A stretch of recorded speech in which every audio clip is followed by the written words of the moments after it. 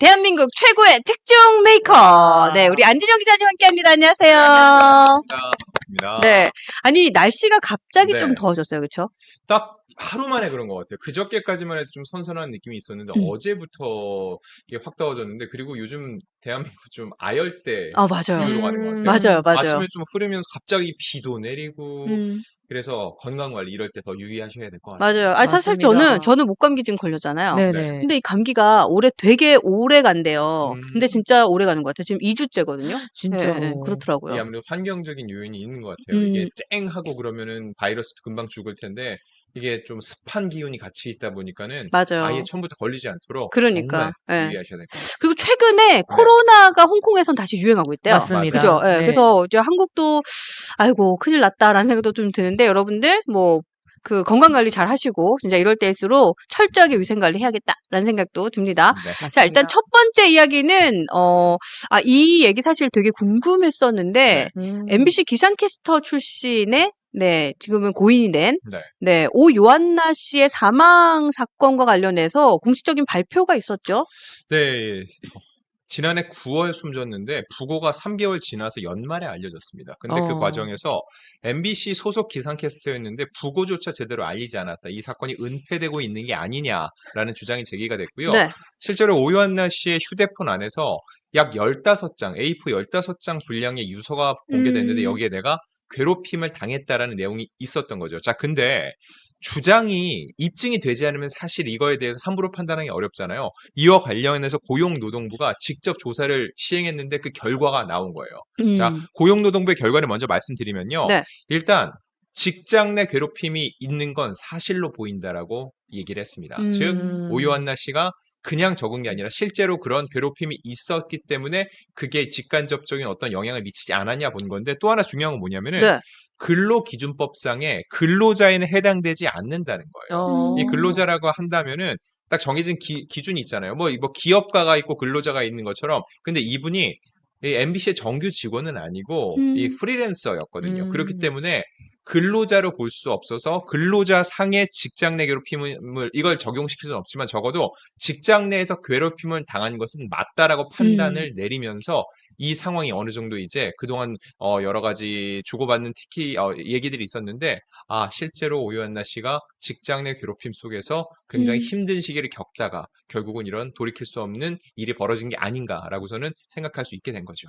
근데 음. 사실 사건이 알려졌을 때 네. 가해자로 지목된 사람들도 어쨌든 공인들이었잖아요. 네, 맞아요. 맞습니다. 근데 그럼 그 사람들도 직접적인 가해자로 지금 그 인정이 됐다라고까지 볼 수 있는 건가요?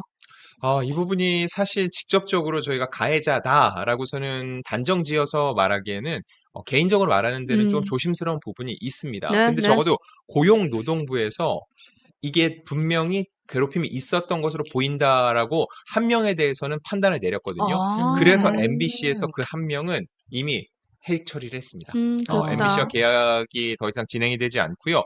총 4명의 기상캐스터 이름이 오르내렸는데 네네. 3명에 대해서는 근데 재계약이 진행됐습니다. 기상캐스터 같은 경우는 통상 1년 단위로 계약이 진행되는데 그렇게 따졌을 땐 지난해 연말에 일을 불거지고 올해 초에 재계약이 이루어져야 되는데 이 사건이 워낙 일파만파이다 보니까 그 당시 곧바로 재계약이 진행되지는 않았던 것 같아요. 근데 또 방송 공백이 있을 수 있기 때문에 우선은 방송을 진행해 왔죠. 그래서 이런 일이 있었는데 어떻게 최근까지도 방송을 진행할 수 있느냐라는 질타에도 목소리를 높았는데 MBC 입장에서도 하나의 기준은 필요했던 것 같아요.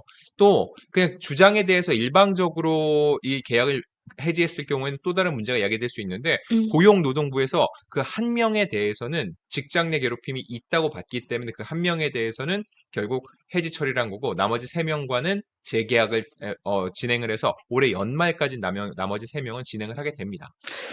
사실 저는 이거를 뭐 깊숙하게는 잘은 모르지만 그냥 표면적으로 봤을 때는 이런 것 같아요. MBC라는 방송사의 그 특징이 있잖아요. 지금 보면 지난 정권부터 계속해서 정권의 잘못된 부분을 우리가 너무 이제 뭐랄까 편파적이다라고 말할 만큼 그렇게 강하게 해왔는데 그렇게 정의를 부르짖고 하시면서 정작 본인 회사에서 일어난 일들을 이런 식으로 조금 처리하는 게 좀 미흡하지 않았나. 저는 이게 참 많은 국민들께서 이걸 보면서 MBC라는 곳을 좀 같이 이렇게 좀 크게 보지 않았나 좀 그렇게 생각을 합니다. 네네. 그러니까, 예, 그러니까. 그래서 사실 그 지점에서 더 이 문제가 확산되기도 했고, 또 맞습니다. 당시에 이 사건이 이제 진짜 고인이 되고 나서 3개월 후에 네네. 이게 밝혀졌을 때에도 MBC에서 이제 입장 표명을 했던 것도 사실 좀 황당했었던 기억이 나요. 예, 그 그 입장 입장이. 표명이 이제 분명하지가 않았다는 맞아요. 거죠. 예. 근데 그렇죠. 분명하지 않을 수 있어요. 왜냐하면 주장에 대해서 아직까지 공식적인 입증은 되지 음, 않았으니까요. 다만 이 부분에 대해서